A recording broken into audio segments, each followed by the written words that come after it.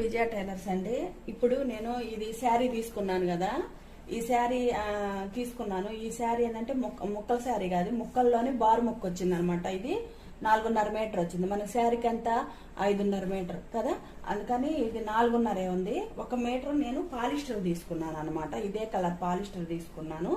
కానీ ఈ polyester metre ముక్క అనేది సరిపోదు. నేను ఇప్పుడు కొలిసి చూశాను, అంటే నేను ఎప్పుడు ఇలా తీసుకోలేదు.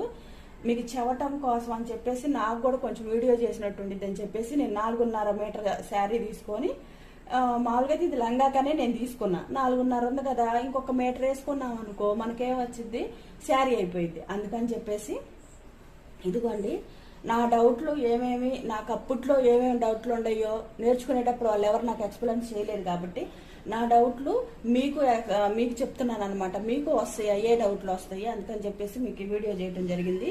ఇది వచ్చేసి 4.5 మీటర్ ఉంది. ఇది వచ్చేసి